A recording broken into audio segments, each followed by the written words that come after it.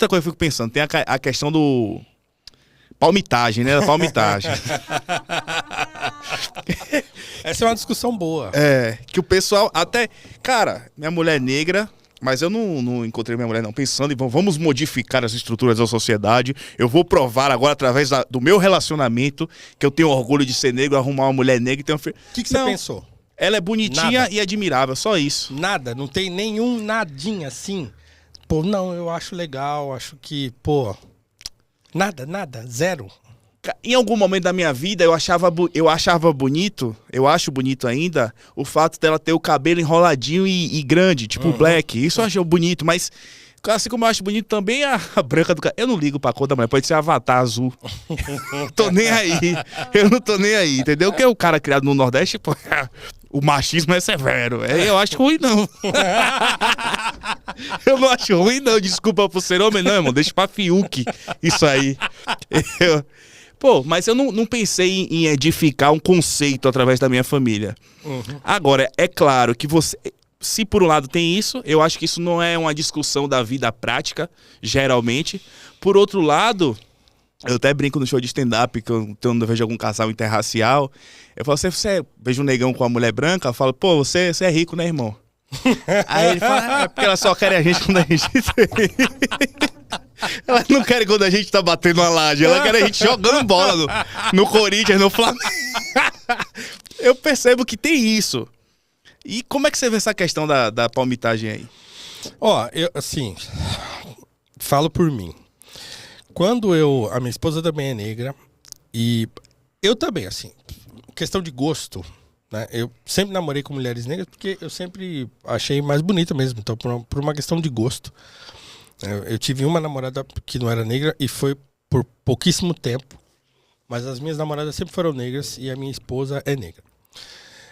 Na minha cabeça era o seguinte, eu entendo a questão do problema racial brasileiro, eu entendo a questão da pobreza brasileira e da pobreza tendo correlação com a origem étnica. Vou usar o termo raça aqui como uma convenção, mas as pessoas sabem que raça não existe e tal, e que hoje é uma convenção cultural falar raça. Então, somos todos da raça humana, menos Thiago Santinelli, esse é um merda.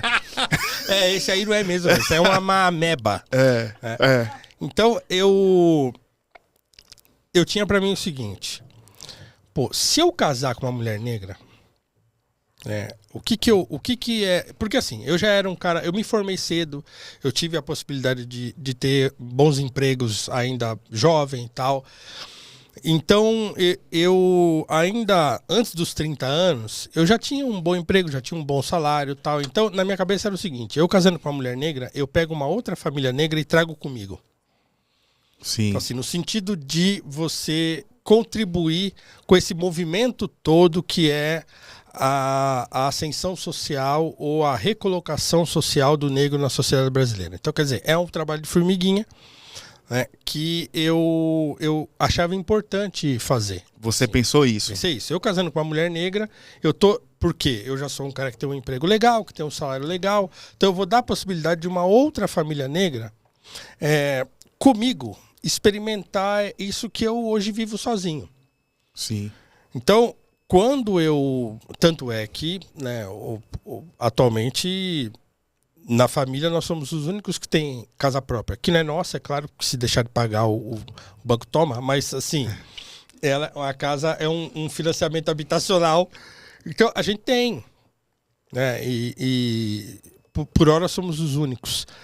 Então eu sempre considerei isso importante. Então, assim, veja, é uma decisão pessoal, é uma decisão de consciência pessoal.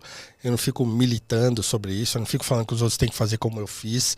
Mas, assim, todo mundo que escolhe fazer, eu acho legal. Eu não sou militante disso, eu não sou igual aquele Érico Braz lá que falou assim, porque o casamento entre pessoas negras é um ato político, não sei o que e tal. Com a mulher negra que ele tinha, você vai ver a mulher dele hoje é branca. Acabou ali. Acabou. Entendeu? Ele fez mas enchia o saco esse cara, enchia o saco. Falava um monte, ficava na internet falando um monte, escreveu livro, sei o que, falando um monte. Se é um ato político, chama a Lula pra lua de mel, irmão. Cara, sim. Então eles entendem que... Por isso que tem toda essa discussão sobre palmitagem, porque eles acham que o relacionamento entre pessoas negras envolve uma questão política coletivista. Entendeu? Você não tá casando com a sua mulher, você tá casando com a sua raça. Não, não é isso. Entendeu? Mas faz sentido isso que você falou, porque, por exemplo, eu não pensei nisso, não foi uma prioridade quando eu escolhi minha esposa, quando ela me escolheu. Ela até falava que achava mais bonito também. Ela achava mais bonito, ela sonhava em casar com um homem negro, negócio viril, rústico, que nem eu. Ela. Só que a gente não pensou em levantar uma bandeira, mas faz sentido. Não tem como você não deixar de olhar. Você tá bem sucedido. Você tá uma mulher negra, filhos negros, e você vê que a sociedade olha pra você pra deixar de olhar pra aquela cultura do negro, ou filho sem pai, ou só pode ser... É uma coisa que eu vejo também, cara. Se você é negro, você só pode ser MC. Nada contra. Jogador de futebol. Jogador de futebol. E às vezes foi até uma crítica. Eu vi um artigo seu, eu li, sobre o livro de um filme de Kevin Hart, que ele é um pai viúvo, né? Um pai viúvo, ele cria uma criança. Sim, Paternidade é o nome do filme. E tem esse problema de fato mesmo na sociedade, e não é só nos Estados Unidos, aqui também no Brasil, de filhos negros terem menos pai. Tem, isso aí, pô, a quantidade de... E também, assim, os filhos que crescem num lar sem os pais... Eu vi tem uma pesquisa que saiu uns anos atrás, que é 2/3 das crianças que crescem em lar sem pai vão pra delinquência.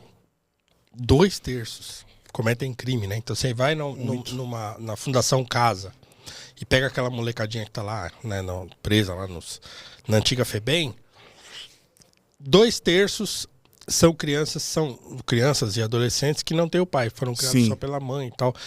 Então porque a família, ela é um ecossistema, né? Então, quem nunca ouviu essa frase, né? Quem conhece mãe solteira ou tem mãe solteira que é da minha geração, que escutou essa frase: eu fui pai e mãe dos meus filhos. Sim. Porque o pai faltou, então eu tive que fazer o papel do pai também. Porque, óbvio que existem papéis sociais dentro de uma família. O pai tem um papel, a mãe tem outro. Quando um dos dois falta, então a gente tem que dar um jeito de suprir isso de alguma maneira. Então, claro, a gente nunca vai fazer isso com 100% de acerto, né? Mas a gente vai tentar. Eu tenho um amigo que ele é filho de mãe solo, mãe solteira, né? Que é o terror. Aí ele falou que a mãe dele era mãe e pai pra ele, porque tinha horas que ela batia como um homem. Você entende, né? Então, em casa, por exemplo, minha mãe não, meu pai nunca bateu na gente. Minha mãe que era, né? Minha mãe que era o peso pesado da parada. Mas o meu pai, eu sempre conto essa história também. O meu pai, assim, uma vez ele me deu uma bronca que mudou completamente o meu futuro, inclusive, era pra eu estar preso hoje, talvez. Porque eu era criança e a gente ia no mercadinho e ficava, né, surrupiando uns doces lá. E eu era pequeno, cara, assim, eu não devia ter... Devia ter uns 8 anos de idade. Tinha um mercadinho perto de casa. E aí eu lá e um amigo, ou dois, e a gente entrava lá e pegava uma coisa... E a gente gostava muito daquele... Na época era aquele Procê, que era um amendoim com chocolate. Sim. E aí a gente pegou uns Procê e pá, botamos na jaqueta. Criança, né? Tava saindo do mercado, aí o cara... Ô, o que você tem aí? Não tenho nada, tá? Tem sim, não tenho nada. Ele foi na minha jaqueta e mexeu, fez barulho. Cara, e assim, a coisa foi tão assim, foi a providência divina agiu no meu futuro naquele momento, porque na hora minha mãe tava chegando no mercado. Ela vinha atravessando a pracinha, tinha uma pracinha assim, tinha uma pracinha, e o mercadinho. Ela vinha atravessando, eu olhei e falei, minha mãe. Ela lá de fora assim, falou, o que tá acontecendo aí? Aí o segurança, não é porque roubou, não sei o que, não, eu não roubei nada, tá? Fiquei tentando, né? 8 anos, cara. Aí minha mãe falou assim, eu não vou fazer nada, eu vou falar pro seu pai. Aí quando ela falou isso pra mim, eu falei, tranquilo. Passei o pai, o pai não bate, tá tudo certo, né? E aí esperei, meu pai chegava tarde em casa, cara. E aí chegou o momento de eu conversar com meu pai. Ele me chamou, eu acho melhor você não tá tomando nada agora que eu vou falar. Ele me chamou, ele tava no banheiro soltando um barro, fumando um cigarro e com uma ele e ela no colo. Vendo as mulheres peladas, Playboy, era Playboy. Ele e ela era outra revista dessas revistas de mulher pelada, como a gente falava antigamente. Então você imagina, ele me chamou dentro do banheiro, ele tava cagando, fumando. e vendo revista de mulher pelada. E eu entrei lá dentro do banheiro, ele fechou a porta e começou a me dar um sermão. E eu assim, ó. E o fedor? E o fedor? E ele falando e eu tentando segurar o bagulho. E ele na tranquilidade, o cigarro na mão. Então, meu filho, você sabe, tal, não sei o quê. Aquele sermão bem, assim, fleumático, sabe? Bem na moralzinha. E eu, assim, meu Deus, eu não tô aguentando esse fedor, e cigarro e merda, tudo junto. E vendo uns peitos no colo dele na revista. E assim, mano... O constrangimento te educou. Já sei, peguei essa dica. Todo pai aí que tá... Eduque pelo constrangimento. Imagina se esse cara vai fazer alguma coisa errada depois disso. Eu preferia que a mãe tivesse me dado uma cintada, tivesse me arregaçado a minha cara com chinelo. Cara, esse dia aí falei, nunca, minha vida de delinquente acabou hoje. Acabou. Boa dica, peguei. Então assim, meu pai não batia, mas ele, quando ele pegava pra falar assim e tal, então, voltando, né? Então é óbvio que pais e mães têm papéis dentro de uma família. E o fato de você ter muita criança negra, muita criança pobre, que é criada sem os pais e tal, isso gera consequências. Sim. Né? Não tem como não gerar. Né? Então, claro, isso vai sobrecarregar a mãe, né? Isso vai fazer com que a mãe ou assuma esse papel, né? Ou não assuma, ou deixa rolar, né? Ou não queira saber também. Então, assim, gera consequência, não tem como. Né?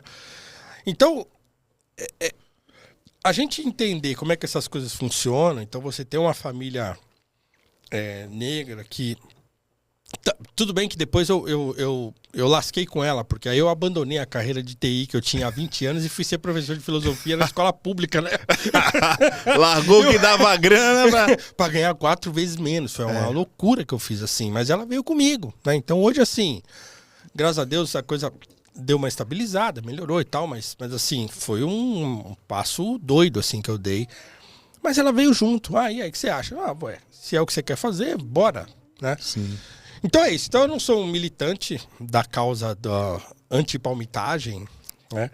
Mas eu acho interessante quando um homem negro ou uma mulher negra mesmo pensem nisso. Não em questão, porque é o ato político, caramba. Não, mas é legal você ver uma família negra junto, ascendendo e tendo as suas coisas e saindo junto e mostrando para a sociedade que as famílias... Porque, cara, assim... O Brasil, e eu vou falar só do Brasil, mas, né, o Brasil é um país que está preparado para quem é branco. Desculpa você que está me assistindo, assim, é isso que é.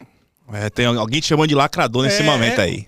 Mas é assim, né? Assim, você vai me desculpar, você pode não achar que é isso porque você é branco, então você não vai ver problema nenhum. Não, mas como assim?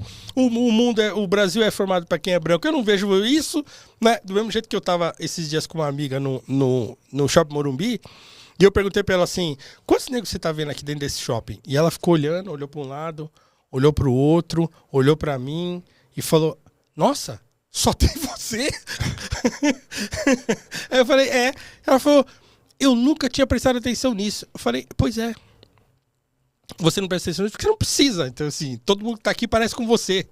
Então, assim, você vai estranhar se você ver mais 2 pretos aqui além de mim. Aí você vai falar, pô, peraí, né? Então, é assim. Mas aí o que tal? Não querendo entrar em um looping... Mas quem tá ouvindo isso vai falar, mas você disse que não acredita no racismo estrutural e você tá dizendo que o Brasil é um país feito para branco, porque na teoria dele ele vai dizer que o sistema, as leis, tudo é feito para manter.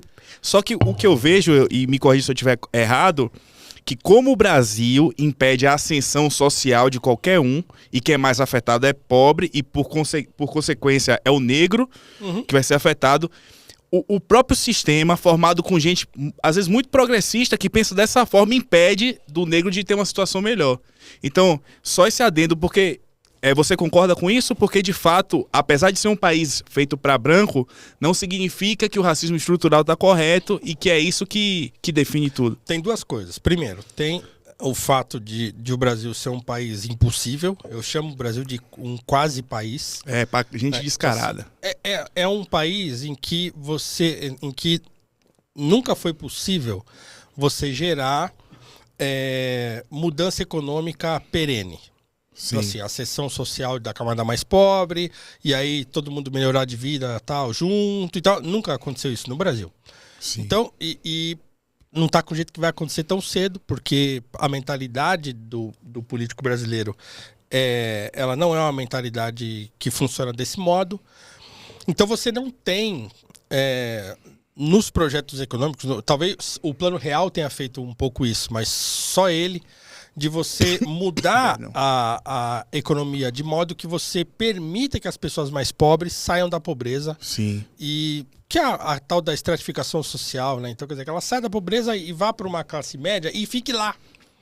O que acontece no Brasil é o seguinte, você está lá na pobreza, aí você, com muito esforço, consegue estudar um pouquinho e tal, aí arruma um empreguinho melhor, e aí começa a ganhar um pouquinho melhor, aí você consegue até alugar uma casa, né, um pouco mais perto do centro, sai daquele fundão da periferia e tal, aí você começa a trabalhar naquele emprego.